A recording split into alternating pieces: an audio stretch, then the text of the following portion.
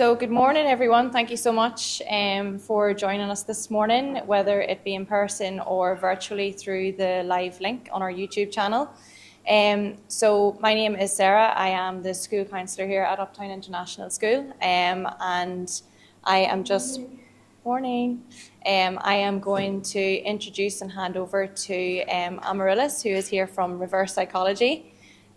She is absolutely fantastic and has a really good PowerPoint prepared for us this morning on risky behaviour. So hopefully at the end there will be time for some questions and answering. So I'm going to hand you over, if you please, just welcome Amaryllis. Thank you so much. Thank you, and it's lovely. We've been here before, haven't we? And it's always been a really lovely, warm, welcoming school. You know, like I do go to a few different schools, but this one just has a really nice vibe, I've got to say, and it's clearly the community that are making it, actually, the parents like you. So it's just lovely to be here, and obviously wonderful people like Rachel. Sarah, sorry, my memory for names has gone kaplunk recently. Actually, not recently, it's probably been for years, but, which is interesting because we will look at some of the stuff about memory today and the bits about our brain and how it changes over time. And really, this really key phase, the adolescent phase. So just thinking about your own kids, just so I get a gauge of the room. What sort of ages are yours? What are we looking at here? 14, right bang in it. Yes, I'm a 14-year-old myself. What other ages have we got around this? 17. Oh gosh. 11. Okay. Gosh. Any lower than 11? Gosh, both. It's like a bingo for both boys. Okay, fabulous. There'll be some risky behaviours coming through then. Fantastic. Anyone else? Any advances on 13? Lovely. Okay. 10 and 17. Nice. Okay. Okay, 13, 15. 12 and 10. Yes. So no one below 10. Okay, cool. What we're finding now with the research, and I've put a link actually to a really fantastic book at the end in case you want to follow up on this. Actually, the adolescent period seems to be starting earlier and finishing later, which is quite a thing for us parents. You know, like puberty is starting earlier, unfortunately, so the body is kind of getting ready for all sorts of things that the mind is not really ready for. And when we think about risky behaviour, that does pose quite a risk, actually. Obviously, we want our children to be safe and to be nurtured for a long, long time. But actually, biologically, they're like, oh, let's go, let's explore, let's take all the risks, you know, and I'm thinking that they're older and wiser and more ready than they are, which is quite a thing, you know, quite a thing for us to manage. So I think 10 is actually, definitely still very much part of this group, part of this discussion, and probably even a couple at the beginning of the latter stages of primary school, which is, it's all change. So, what we're talking about risky behaviour. What do we mean? What do you guys see as risky behaviour? You know, what do you see in your own children or in the community groups, in the WhatsApp groups? What do you experience, like the worries for parents around risks? Oh, yeah? Like tying things different, like the aerial jump or the things, gymnastics, for me, this is so scary. Yeah. And I see at the moment, my kids, they want to go out and explore, just roam around, use a taxi, just go with their friends. Yeah. Malls, I don't know, this for me, it's risky at a very young age, like 9 and 10, you're not supposed to be roaming around. Yeah.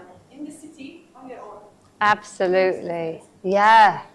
Okay, those are both great ones, because that does, it kind of pulls at us, doesn't it? The knowing that actually we need our children to be able to have some time away from us, but then what they want might actually be passing, you know, the limits. It might be a bit too much. You're going to a mall, you're 9 years old, you don't want me around?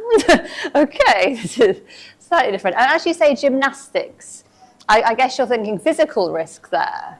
And is that in a gymnastics kind of lesson, or is that them kind of, you know, free-for-all freestyle gymnastics? What are you thinking? Yeah. when no adults are supervised. Ah. Supervising them. Yes, yeah.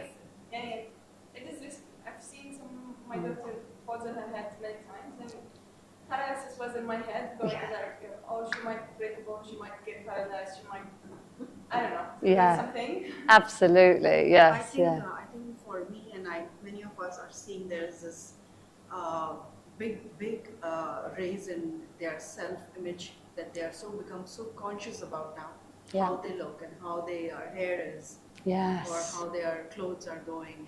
This thing is yeah. a lot of them are affected by it. Yeah. And even the younger ones, because they're seeing the older ones. Totally. And they're like beginning, and I think I'm beginning to call them Sephora beauties. Yeah. That's where the girls want to go in the mall, isn't it? Let's just stand in Sephora. Yes. And that is a risk too, isn't it? Because yes, I think always we look up, we look at the, when I was 14, I was looking at the girls who were 18 or 17. I remember having a friend who had an older sister, 3 years old. I thought, I just want to be like her and, know all the things about her. But now they have social media and the risk about what they're following there. And obviously some of that content is not made for them. Yes.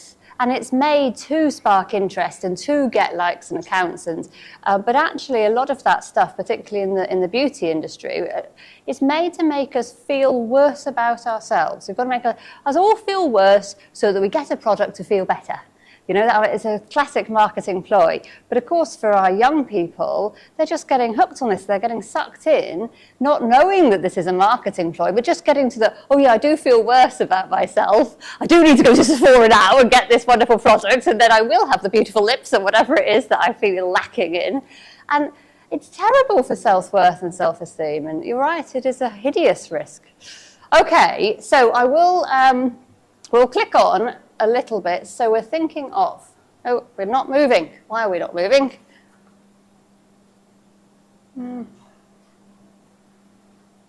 Funny. I find it easier to do it myself, but I don't know why it's not moving on, sadly. Do you think it's,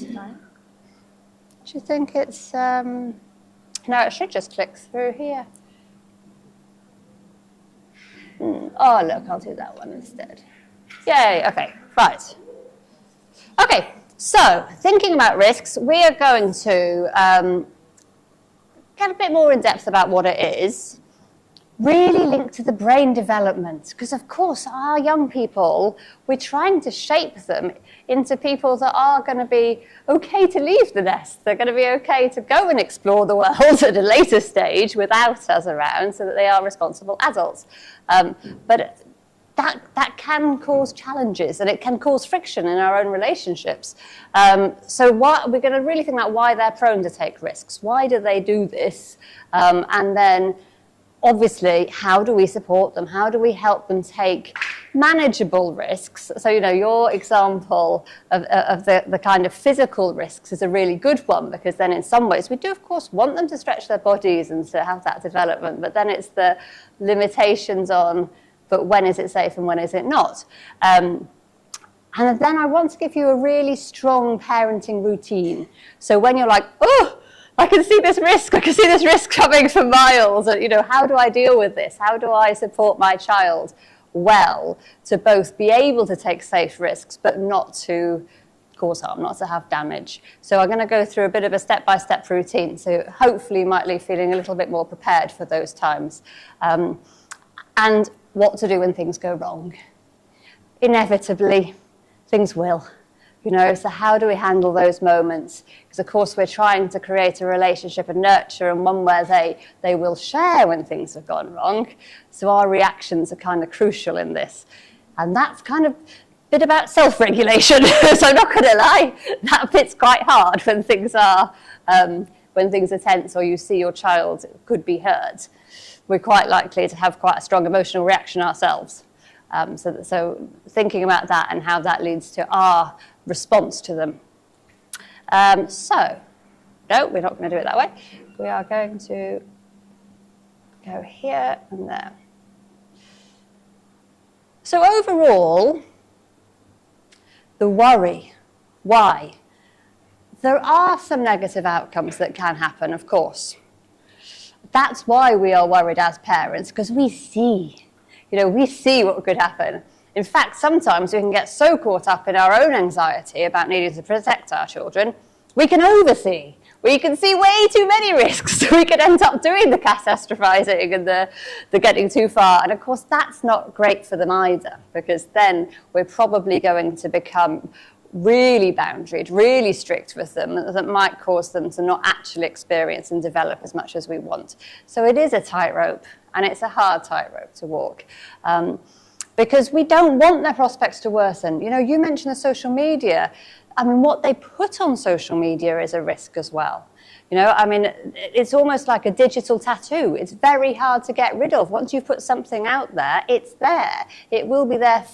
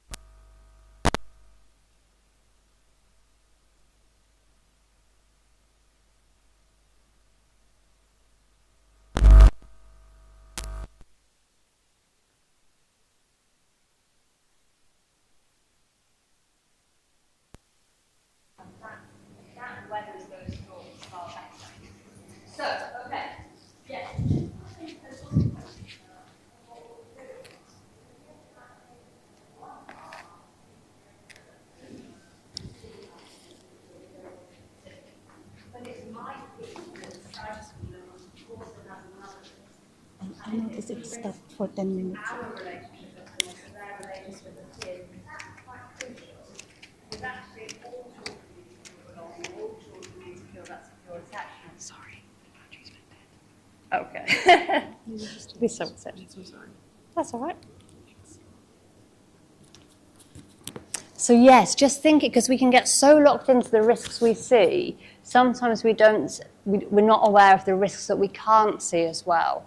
And I'll give a really strong example of this, because we all come from, different backgrounds, we have different home values, we have different faiths, different religions, and that's fantastic, but it can also make us more scared, yes, exactly, of what they might be influenced by in other ways. And I mean, I remember, some parents, like say, wanting an education that's, say, very British, but wanting to keep a really traditional Muslim values. And then finding this, oh my God, but these kids, these awful British kids are going to these gatherings and doing these awful things. And of course now my daughter's is swayed and wants to go with them. Well, you can't. You mustn't. That's not part of our value system. Quite rightly, you've got to make that balance. But then that child who's trying to fit in, who's trying to be with their peers, who's cut off from that, it has a real impact on them. So this is the other tightrope we walk as parents, like trying to have our own value system, our own beliefs, our own very clear guidance for our young people, but then helping them still fit in and navigate what the other young people feel and want around them.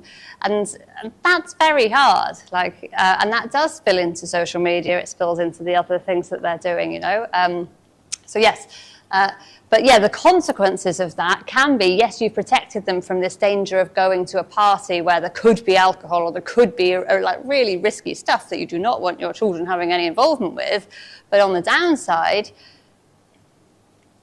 they're now not included. They're now, everyone else has come back talking about this fabulous time. They don't know it. They're not invited to the next one. They're more isolated from the group. They're feeling more lonely. The psychological risk of loneliness is actually really large. That's a very large risk. In terms of your child being around alcohol and knowing what to do and how not to accept alcohol is one risk, but a risk of loneliness, a risk of isolation, a risk of not feeling included or connected and having no belonging, that's another risk. So just thinking of the consequences of what we do is it's really nuanced, actually. So, this is the key, or one of the keys, and I think it links with what you fantastic parents are saying, really, in terms of how we deal with these situations. So this is a routine for dealing with risky behaviour. I will get out of the way because you're trying to take a photo of it. So, of course, if we haven't identified the situation, if we're unaware, well, we can't do much about it. So we do need to identify the situation, and sometimes we need to help our young people identify that situation, because again, they might be unaware of the risks, or they might be aware of a risk that we're not aware of, as in a risk of isolation, a risk of not being part of a group anymore. Then we want to get into the planning, the what could happen and how are we being prepared for this? Because if we know and if we tool them up, if we give them that ability to walk into somewhere that is potentially risky, like say the party that there could be alcohol, well, what will you do? Let's not just send them in blind. What will you do if someone offers you a drink? How do you handle that? That's quite hard in that moment. I know that you don't want to. I know that we brought you up as really strong values around this, but I also know that there's going to be a desire to please and to want to fit in. How are you going to handle it? Let's give them the tools there and then. And then we need to talk about our concerns, which is exactly what you guys are saying. The why. What is it that we see? We're not just sort of dictating that this is what you do, this is what you don't do. We're having elaborate conversations that do take more time and are quite exhausting sometimes. And it'd be much easier just to go, well, don't. But we're doing the whys so that they understand, and then they're more likely to follow. And then we're going to select these risk-reducing strategies. And at the end, when they manage it, we've got to reward them, we've got to praise it, we've got to make sure they know that we're really proud of them. It's not that we're taking all risks away. It's like, okay, you handled this situation really well, you followed what we said we were going to do, whatever it is. So I'll just go through, for example, a party one. We'll go with, that they've invited to a party. And, say they're 17, they think they know everything by now. They know more than you. Of course they do. Good Lord, all passé, aren't we? All dinosaurs. So imagine, it's not a massive party, it's just a party. You know most of the people going, but you know how parties get. Now by 17, they've probably got friends at different schools that might be coming, and the one on that football team is coming, and this other one's coming, and who is going to be around? Are the parents going to be around? Where is this? Is there a swimming pool? Well, like your minds are thinking of all the different things, and of course our first reaction might just be, no, you're not going. No, But of course, when we're trying to help them develop, that might not actually help them handle things in the future. So imagine, risky situation. What are some of the risks as a parent that you would see if your child at 17 had been invited to a party?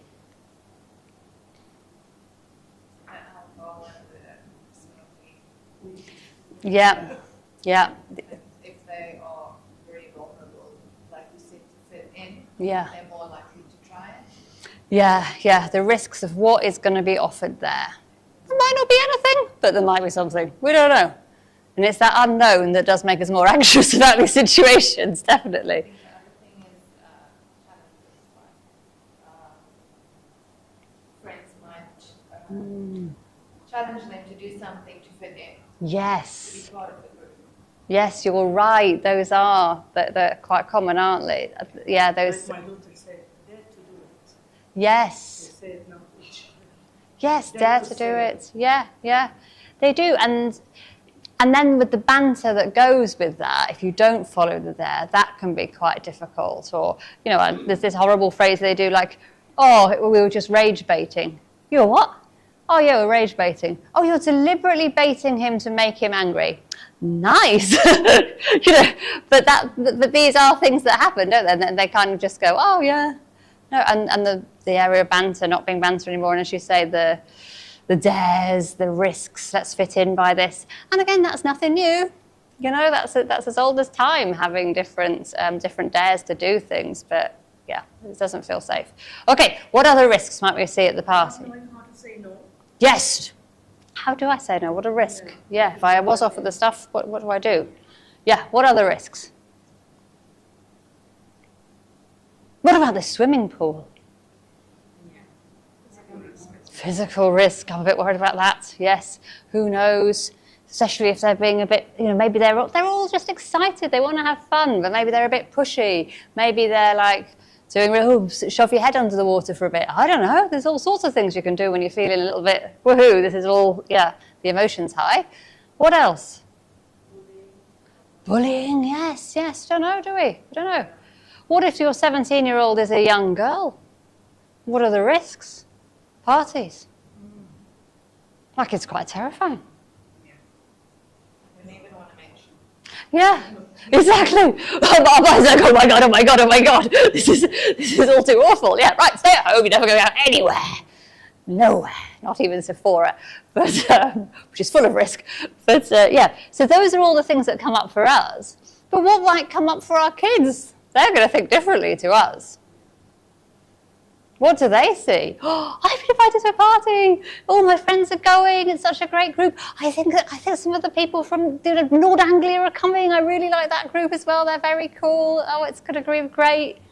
Oh, one of my friends from Gems World Academy is coming as well, and I think she's bringing some of her friends. Yay! And you're like, yay! Oh God! So, what might be going through their minds when you actually go, okay? What could go wrong, though? What are you worried about could go wrong? Assume that they're going to get a yes from us, and they're already happy, and they're thinking that my mom will not say no. Yes. She already knows the people that are going to be there. Yes, yeah. In fact, she might not be telling you of the others that are coming. Oh, it's just a small thing. Yeah. It's a little, yes, no, it's just the usual group. Yeah, no, I don't think anyone else will come at all. Definitely not, no. But yes, so they can go with that. And of course, our instant reaction may be just no. But of course, we do want them to take some new experiences and have different things in life and be prepared and be able to say no if risky things do come up and be able to handle themselves well in whatever situation comes.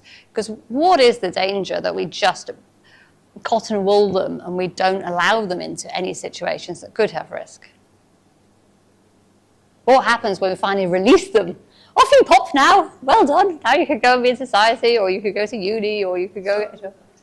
Yeah. Yes, they're not ready. The risks. I know one of the moms, she does that, just release them and she's like, they're gonna learn. They'll learn now. Off you go. Yes, you'll have that might fall. She said, if you made any problem, you won't go out anymore. That's it. Yes. Behave with them. Yeah, you will learn. But we only learn by doing, don't we? We only learn by doing. And it's our job as parents to do the scaffolding and to support them. So when we're thinking about, identifying the risky situations, we want to do what you were talking about before, really, and doing that with. We're not doing it for. They know that pools are risky. They know there might be people in their group that vape. They know these things actually. So we don't, but us telling them, it usually just has the, fine. What we want to do is sit with, and we want to explore, and we want to pull those things out of them. Okay, I'm open to hearing about this party. Tell me, what do you think could be some of the dangers in you going? Oh, there's any at all, No, it's all fine.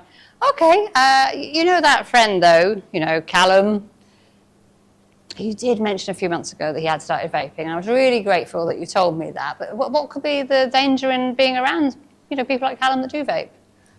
Just that bit, I might offer, but I'm not going to do that. Okay, right, okay. So what would happen if everyone was, what would you do? How would you handle that situation if they offered it? So you're just pulling it out. And what we want to do is identify as many risks as possible. Not so much they're so scared they never leave the house. Oh my God, the world is a terrifying place, I must never go anywhere. But we're just looking at these different risks. And then, there'll be ones that they don't say, and you're going to obviously have to put a few others in. But we want to do it we're doing it in that supportive way that's just getting them to think.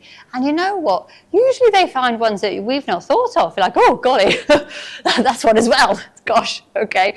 Yes, someone could take a video of you in an awkward position and post it on social media. Yeah, that is a risk. God, I hadn't even thought of that one. Oh my God. Okay, no, you definitely don't need to go. But we're trying to pull it out with them. And then we're getting to this list. So these are some of my conditions. I will allow you to go because I want you to experience things, and I know it's a good group of people really, but they're young, and I know that their brakes are not working as well as their accelerator. So these are some of the things we want to plan in advance. So then we're getting into this. What do we need? How are we going to prepare? And it might be things like actual skills. Do we need to work through a skill of saying no, how to say no in a situation? Or do we need to work through boundaries, as in what is the absolute cutoff time when you come home? Because, that's important. How you're getting home is important. How you keep in contact with me is important.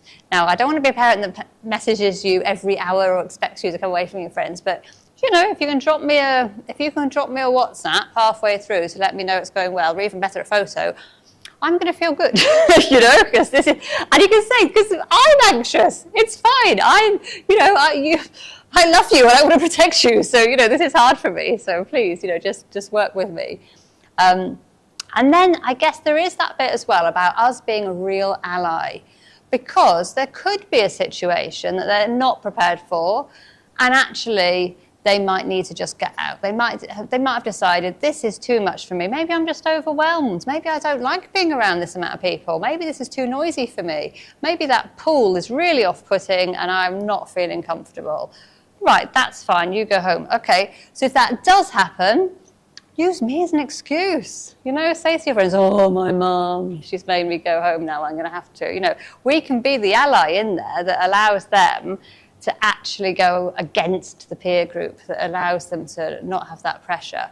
But if we're still working with, it's like, okay, right, I'll call. You know, my mum says, "Oh no, I've got to go back and go home now. I'm so sorry. Yep. She said it's too bad. They've actually arranged this big lunch tomorrow, and I'm off." You know, but when we give them that sort of that freedom, that sort of get out clause, then it's another piece that actually strengthens their armour to go, I can go into some difficult situations, and if I don't like it, I do not have to stay, and I do not owe anyone an explanation. It is not even on me. I can just put it to my parents. That is fine, you know. So you're sort of, that's really working with. So that would be a risk reduction strategy. You know, if you're uncomfortable, you leave. Don't wait to see if you get more comfortable. Don't worry about it. Like, it's just, there'll be other parties. It doesn't matter. But then if they do keep to all the lovely rules that you've set, like they do message you, they do come home on time, they do talk to you about it afterwards, you know, oh, thank you. You know, this is great. We're working together well. That's really nice. So yeah, any risky situations that anyone else can think of that you'd want to work through, because hopefully the parties aren't really too much now. I don't know. It always depends, doesn't it? It feels like there's different times of the year, but this time of the year, most of that age group are kind of revising, and it's all a different focus of attention, so that's quite good. Yeah, anything that you see. Do you have the pressure to buy the souped up bikes, or, you know, what are the sort of risky situations you feel yours might get into? Jet skis, oh God, yes, true. Yes, the bikes of the water, excellent, yes. I find the need for them to have privacy at this age, when Yes. they're 14 and they want to shut the door and talk to their friends. So I get quite inquisitive. Yes. When she wants to do that, it's like, it's just you and me. And I'm not going to tell anyone what you're talking about. Yeah, But yeah. the need for them, that they want to shut the door and talk, and you know, it's just privacy. I did 14 and I'm like, Yeah, thinking about my time, and I don't want to tell her that because it's not going to help. yeah. Yeah, And my it's daughter gets angry when I tell her, like, at my time. She tells me now it's different than before. So she doesn't like at all to compare. Yeah. yes. Like, there's no way to compare, Yes, there's no way to compare what's happening in their world socially, but their minds and their development and what they need from us as parents hasn't changed that much, you know, in terms of connection and being with, of having that security, you know, so that's the thing that they don't want us to keep reminding them of. So, okay, so when they close their door, what's she doing in there? Is that her online? Is that her Zoom calls? What's she doing? Just having a group chat, like on video, they're seeing each other. Yeah. And they're talking, but Yeah. they don't want me, or like they're giggling away loudly and all these things. Okay. And yeah. So, when you were young, did you have friends over in your house and you would have a play date and you'd all be in your room? Yeah. I've never shut the door. Yeah. Yeah. My mom wouldn't allow that, even today. Yeah. Yeah. So I guess this is their way of, which is pros and cons, isn't it? I mean, honestly, sometimes I think, God, I'm so lucky. I don't have to have these people in my house that often. And yet here you are socialising. I love it. You know, there is a pro to that. You're not eating my fridge up. You know, you're not causing loads of mess. It's kind of, you know. But yes. Actually, there are things that really didn't change from our time to this time. But we were more like listening to our parents. Yeah. Now, this generation, they refuse to listen. They don't listen. They don't listen. Yeah, and I guess that's a risk in itself, isn't No matter it? how much close you are to your kids, they have their own bubble. We weren't like this. Some risks are still the same. Now they're more exposed than us, but the thing, like, we were more, my daughter, like, she respects me, but I used to respect my mom more and way than now I see my daughter. Now she has like more freedom to talk. Yeah, yeah. At my time, it wasn't like this. I used to sometimes feel shy even to reply. Now she replies, she says, I have the right to reply. Yes. And you have to respect my opinion. So was it that you respected your parents so much more, or was it a little element of fear? No, I had zero fear. Because you said, though, you said you were feeling more shy, so it didn't feel like you could, so you weren't expressing yourself as much. So what held you back from expressing yourself? I think it was the set boundaries in our culture, set by parents, and we know we are crossing the boundary, so we'll not argue or raise our voice in front of parents because we've crossed a boundary. Yeah. So we will not raise our voice. We know we were responsible. I think we were taught responsibility. So we knew that, okay, we have crossed a boundary, and now we cannot look into his eye, directly. We need to listen. Yeah. We need to respect. You feel guilt automatically. Yeah. Now I'm turning 45 soon. My dad is 70, and like when I talk to him at this age, like I don't like to cross legs. Yes, yeah, you still know, yeah. My daughter, she would like just cross legs up and talk to me. It's like this. Though my parents are so much open-minded. Yeah. I was also setting boundaries. I don't know. And always in my mind, even till this age, I don't like my dad to be upset with me. Yes, or of my mom. course, yeah. My daughter, if I get up, she tells me, but why you want to be upset with this? It's me. Like, you know? She's a strong girl. That's my daughter. I think we are raising our kids differently these days as well. Yeah. Because we are trying to push them to be more independent. The type of education that you're putting them in is a bit different as well than before. It builds more the character a little bit earlier, so they learn how to argue, they learn how to defend, they know more about their rights. This is making them, you can say, more difficult to parent, certainly. So this is also different, maybe in our time. Yeah. It depends on your parents' culture at that time. Are they quite strict? Are they open-minded? Here, I think we are more trying to build our child character, but sometimes it firebacks because we didn't we have not been raised this way. So now we are dealing with a different type of problems, and we are trying to compare to our past, which is not like what we are trying to bring them to be. So it's You're a very challenge, right. but again, we are the ones who are seeking that. Because you want your daughter to be independent, you want her And to she's be living in a country with so confident many and so. cultures. Like So it that. backfires. So. Yeah. And there's so much more information for them. They do know more than we knew at their age. They do. Yeah. Yeah. Yes. Yeah. And but just to say, but you know what? There'll be some things that our parents. There'll be some things our parents did really, really well, and there'll be some things that they didn't do so well. There'll be some things we do well, and some things we don't do so well, you know? And, sorry, you go. I just want to add on to what you said about not listening. Yeah. I'm dealing with a rebel in terms of, we have that relationship and we can talk and we do discuss this and whatever. But anything that I say will, as a risk, or this will be good for you, like healthy eating. Yes, whatever. yes. If I say it, it doesn't stick. But anyone else that says it, Oh, it's so frustrating, isn't it? It's so frustrating, absolutely. Yeah, and I bet there'll be a seed of what you said that's gone in, but it won't be acted upon in the same way as if it was someone else. You're so right, and that is the frustration, isn't it? And I guess, but what you're all saying is actually, intuitively, you've made a shift. You've made a shift in your parenting because you know that if you just followed exactly prescriptively what you were raised as, how your parents raised you, it wouldn't work in this time.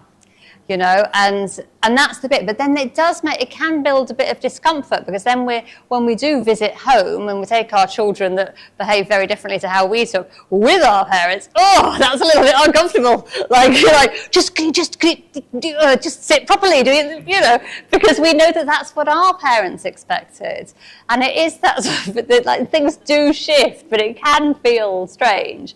But what we know from the research is that there are three main types of parenting. It doesn't matter what culture you are, you can dress it up in different ways, but really there's the authoritarian, this is my way, do it like this is it because I said so. There wouldn't be that discussion, there wouldn't be, let's see why, there'll just be, you need to do it. And of course, that can build obedience. You can have obedient children, but it's usually being obedient because they're worried about the threat, that they're not actually growing or thinking. And now we've got children, we're trying to have critical thinking, we're trying to make them know about the world and think about the whys. And they do know so much that even if they were that obedient, they might likely rebel later. They might likely just leave home as quickly as possible. They might not feel connected to you. They might feel their own annoyance at it, but obviously not be able to speak about it because it's more of a dictatorship. Then you've got the other end of the spectrum, because obviously this is just one, the other is kind of, there's a spectrum, and sometimes we can be more on the dictator side when it's something that really, warrants that, and sometimes we might be at the other end. The other end of the spectrum is passive. Do what you like, this is, off you go. I don't want to, I don't want to encroach you. This is the kind of belief that, our children know all they need to know, and we don't want to squash their flourishing, and we let them do whatever they like, which obviously comes with a risk as well. But in the middle, this is this more sort of assertive, authoritative parent that does have clear rules and boundaries. That isn't going to let you party all night because you want to or whatever. Just stay up all night because you like it better at night time. This is boundaries, because boundaries create emotional containment and holding, but also because when we have those boundaries, we can have discussions with it. It isn't just because I said so. This is a why. Well, why do you think I need you to come back by 11? Like, why? Come on. Get them to think about it. Why do I say you've got to put your devices down and go to sleep at a certain time? Yeah, I know you enjoy it. I know some of your friends are still online, but why am I saying that this is good for you? That's the part, isn't it? That you can have discussion, you can be with, but you can still be firm. And that's always recognised as a really good parenting model. Just make sure that I understand the idea. You're saying that more conversations with the children, with our kids, teens, where you get them to be more responsible, as if we're training the muscle, the brain muscle, to make decisions on their own and be risk assessors on their own. Perfect. Right? Yes. But their brain is still covered, Yeah. not developed. Yeah. As you said in the beginning, the Yeah. frontal cortex will not be fully developed until the age of 25. Yeah. So it's actually, we're just making sure that we're trying to make them reach 25 safely. Yes, we are, exactly. It's not training yet. Yeah. We will not be able to be risk assessors until the age of 25. Yes. Well, the thing is, they can, but often their emotions will mean that prefrontal cortex goes offline quite quickly. So we're helping them get back online, pause, and assess in advance. The more we can do planning in advance, the more likely it is that they're going to go into a situation and go, oh yeah, this is a bit like what we talked about. Rather than go in a situation blind, okay, yes, I will dive into that swimming pool, even though I don't know how deep it is.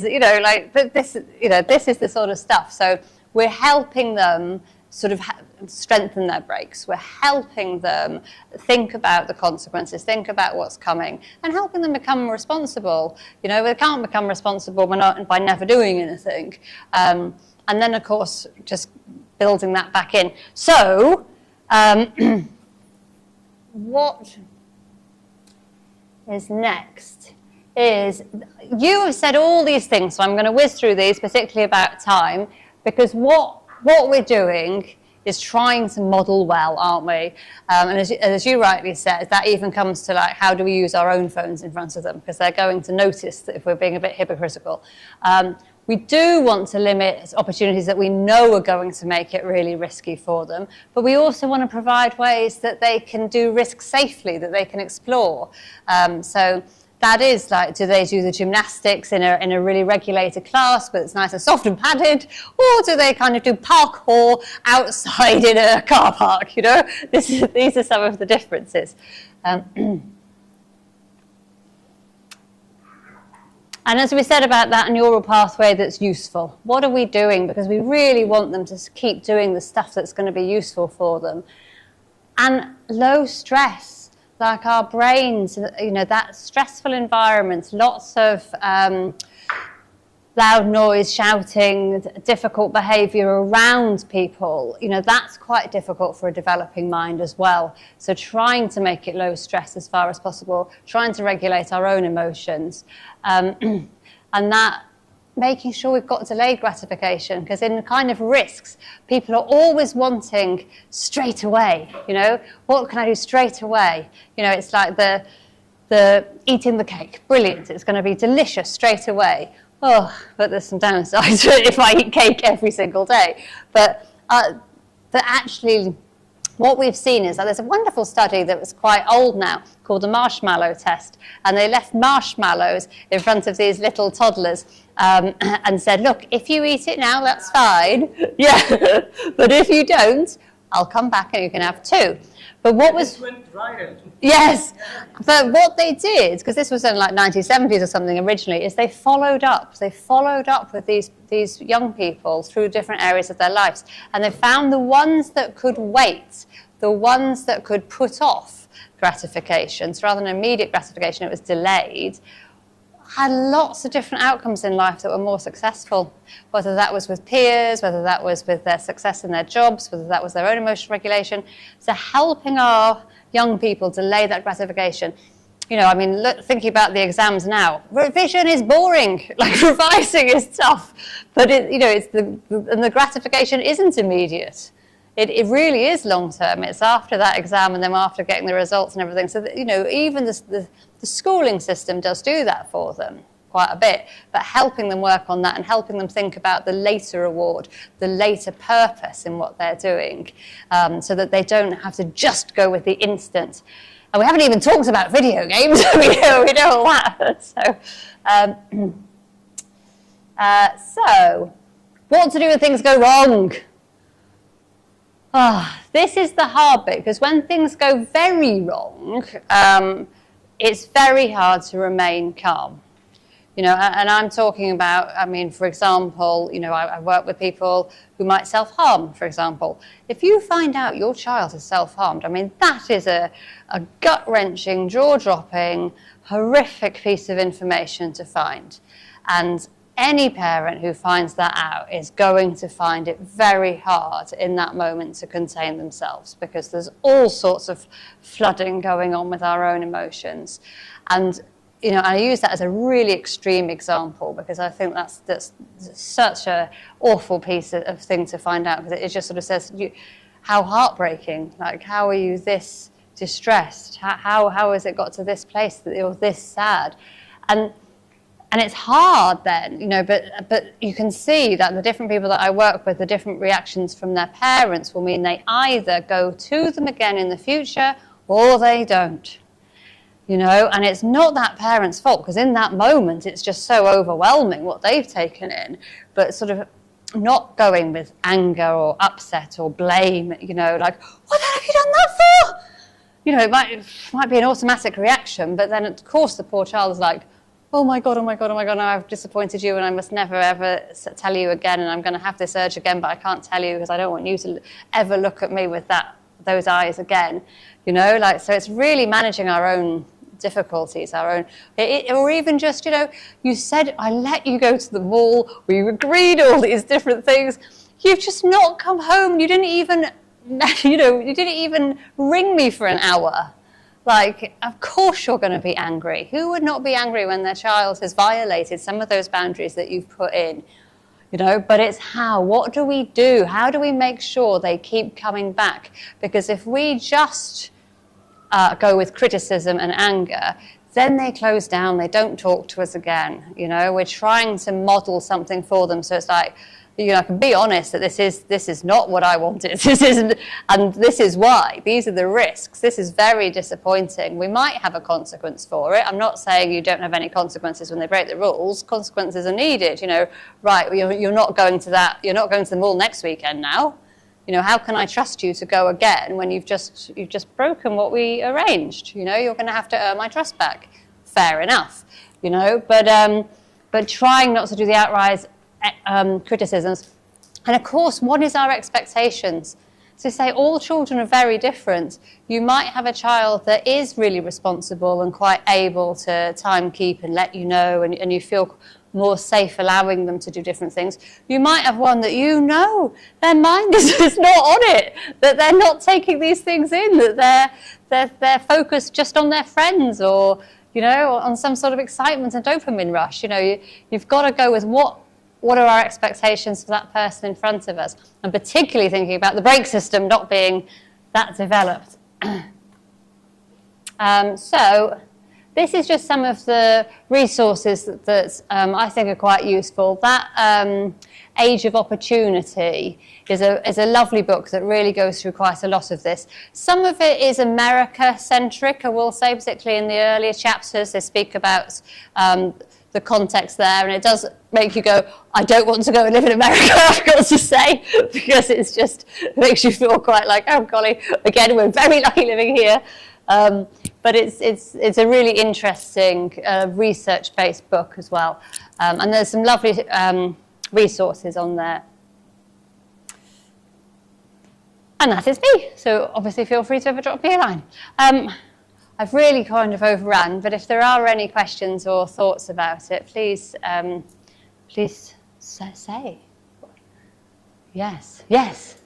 I feel children as young as 10 to 11 years old have started getting into habits of getting into relationships and forming habits that are emotionally mature for them. Yeah. How do we deal with that? That's a great question. And I see it more and more as well. It's really hard, isn't it? And I think that, because it's interesting, because they've obviously got a need to connect and a need to feel valued and a need to have those close friendships. But sometimes you do notice, that you're almost too close. This isn't healthy. This isn't useful for you. What is it about what you see that most worries you in the relationships? I think they started feelings. They start feeling for each other. Yeah. Right? They've caught feelings. Yeah, and they express it to each other, not knowing the consequences. So we in our time on social media, they're writing to each other without knowing the risks. Yeah. So what they are writing, it can put them into consequences legally that we discussed. Oh yes. Yeah, and then sometimes, if they're breaking, but the emotional and the well-being gets into a risk here, especially young boys and girls. They don't know how to cope up with it. As we said, their brains are not up. So how do we take care of it? Yeah, I think you're right, and it's like, back when we were young, we might have written a love letter. It would be incredibly embarrassing, very cringeworthy. If you ever read it back, you would want to weep at yourself. But doing it online is just, as you say, it's another added risk. So yeah, we can have this, like I had like 12-year-old girls that have gone, and then we were in love, and I'm like, oh God, so I'm totally with you. Like, oh, this isn't love. This isn't love. But you can't say that, can you? Yes.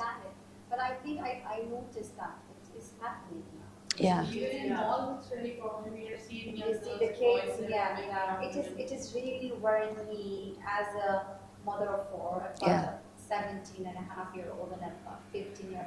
And I've got young boys. And I am a mother. I'm a mother to all four of them. Of course. I'm a different version to all. Yes. And I understand, as I'm going to.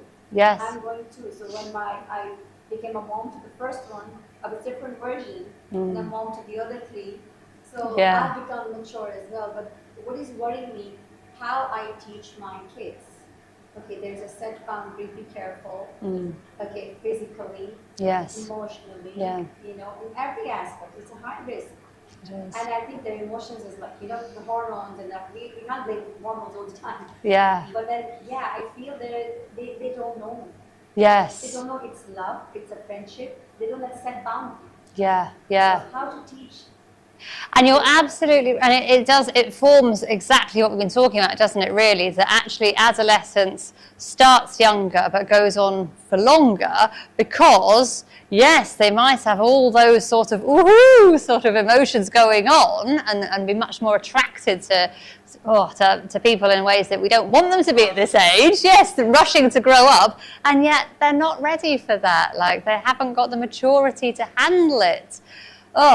And I guess, again, you're going with let's make sure that your relationship is always strong, because it is going to be a when, isn't it? We know it's a when this goes wrong, when you are getting the feelings of rejection and hopelessness that comes with heartbreak because you felt like you were in love. That's going to be really tough, and that's the place where you don't want to ruin your relationship now so that you can help hold and pick up. But in the meantime, how open are they to conversations around, okay, this is, isn't this nice? Isn't this nice that, you've got someone that likes you so much and you like them? That's so lovely. How can we make sure that you're not just focused on that person? Because what happens when we just focus on one person?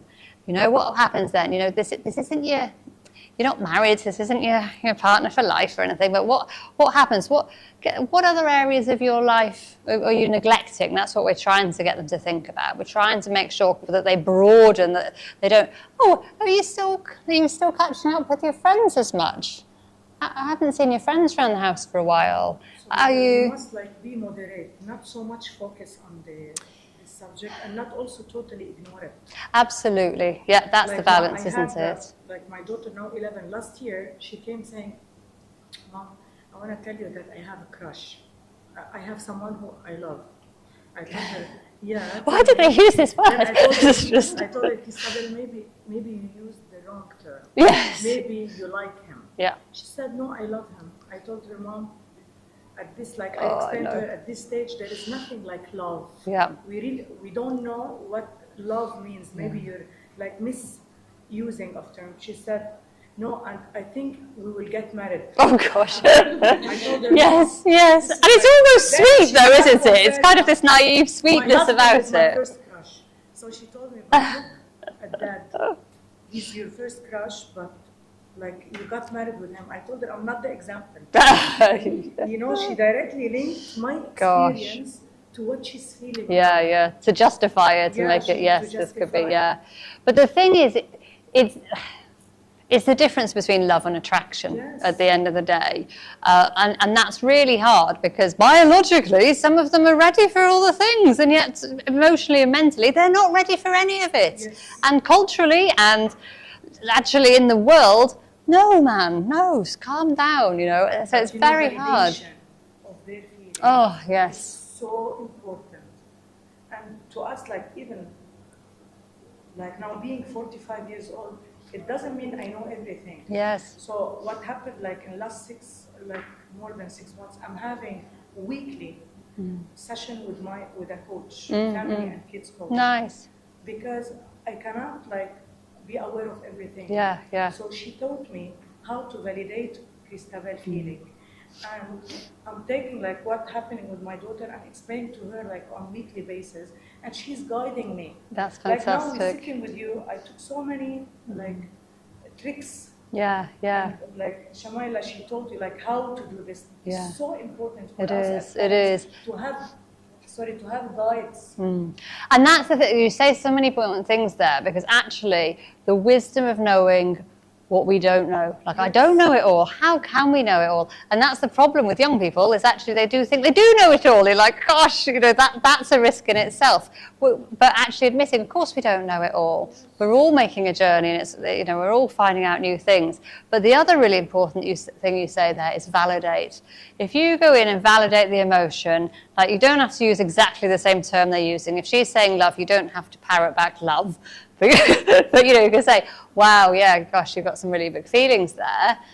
So you're validating it, because as soon as you invalidate, no, this isn't love, Validation will make them every time run to you. Yes, exactly. Then you've got them. Hug their feelings. Yeah, It's so important. and they feel understood. So if you go with that, they feel understood, even if you don't necessarily agree or want them to have that feeling, and you want them to go, no, no, no, you know, but it's that, gosh, yes, you're getting really big feelings there. Of course it's nice when you have that, when you find someone that you really like.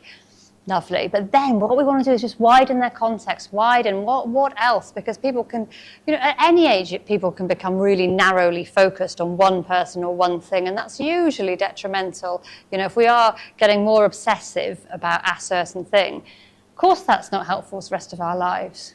Right.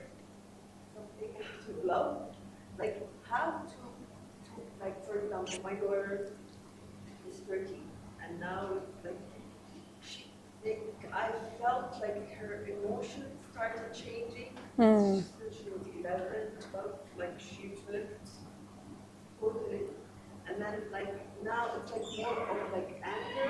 Like she was more friendly with me, and then like more of like her attitude. Like if I'm gonna come towards her, like say to her, you did this one, or whatever advice I want to give it to her, like she takes it in a negative way. Yes. And then what she does is like, it's like more of like an anger rage towards me. Or if I'm gonna like talk to her, she's gonna slam the door. Do you know, that is horribly common, I've got to say, particularly in the mother-daughter female relationship. Yeah. I would like to add something here. See, when we need to inform our kids also, see, a lot of research would come in also. For example, we as parents, we need to be very patient, and we need to practice patience, and we need to have research on our own paths. As the kids nowadays, they are critical thinkers, they are made to be logical, they are made to research and all that. So what we as parents need to do, we need to understand, and we need to share it with the kids also, that this is the time frame, like from 10 years onwards to 25. For some kids, it would be around 13 to 23 also, depending on the personality of the kids, as well as, you know, how the environment affects them, we as parents affect them. And then we need to tell them that this is normal, this is what happens, these things happened with us, with your peers, you will come across these things, it's okay, it's normal, these are the pros, these are the cons, you need to navigate through them on your own. We as parents, we as teachers, we will facilitate you, we'll be there for you. If you mess up, it's okay, come back to us, we are your safe haven. However, conversations are difficult, they don't want them, but you need to sit with them. You know, I think the way you ask them the questions, I've experienced the same. See, I've got two girls, one is 17 and a half, I was like, I wish every parent have a child like her, and now I'm aging too, I'm not going to go younger and younger, I'm going to go older and older. So what I feel is she's challenging, so whenever I walk into the room, so I first joke and smile to bring her into that mood. So then I'll ask the main question later. Lovely. That's such a lovely tactic. Ask what's going on. I'll take the phone away. Are you still on the phone? I'll sit down there, joke around, and say, okay, so did you enjoy what I cooked today? It was nice. I'll ask her opinion. So, you know, next time you make it again, or I'll start a conversation. Though I know what I'm noticing and what I want to ask, but I'll bring her to a point where she will speak, and I'll not directly, so don't use that. That's why I don't want Manal. Okay, Manal, what's happening? What's going on? Directly. Directly, yeah. So this is gorgeous, because you know what you're saying is, I'm creating a whole dialogue here. I'm creating feelings of comfort, feelings of safeness before asking the thing that I actually really want to ask, or shaping the behavior. So you've even like playfulness, getting a bit of fun, that's so priming. You're priming her emotional context to be way more receptive to then talking and being with and having that. So that's wonderful stuff.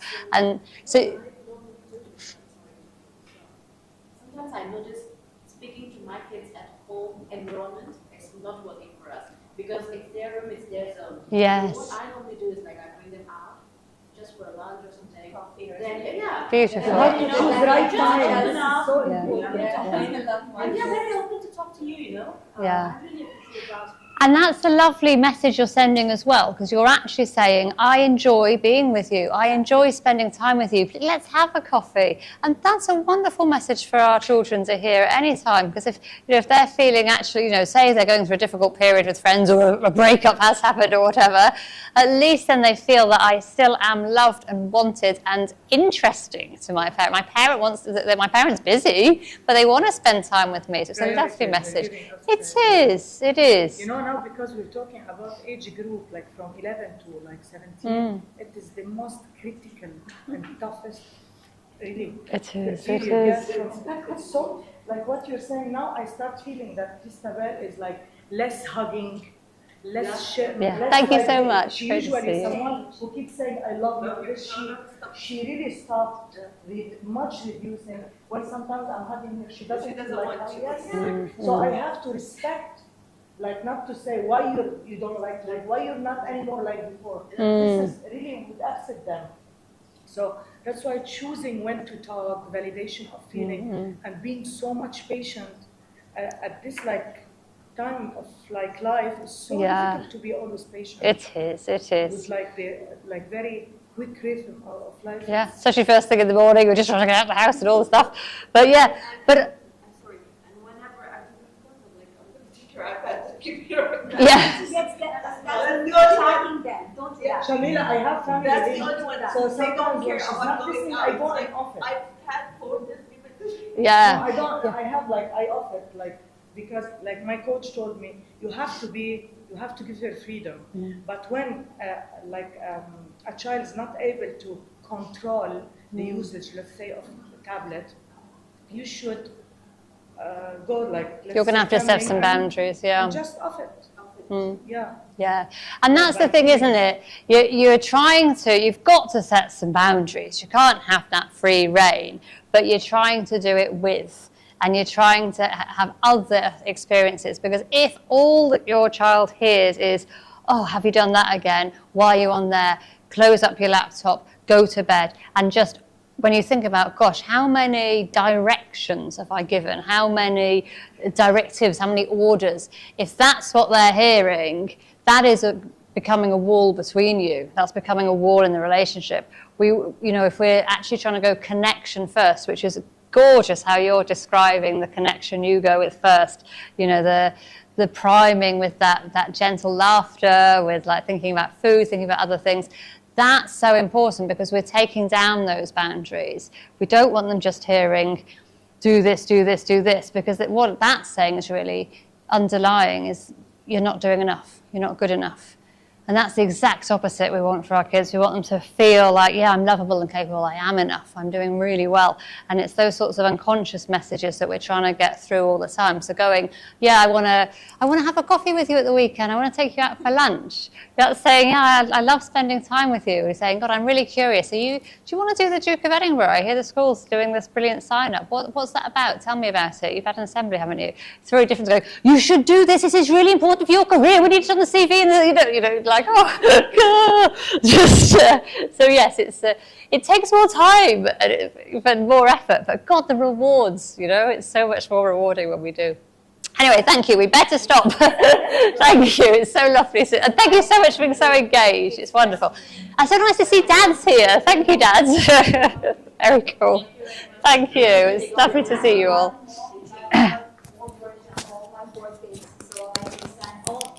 So is it better to raise 4 or to raise only 1? Because I have some people, they tell me, oh, you just have 1. It's more difficult.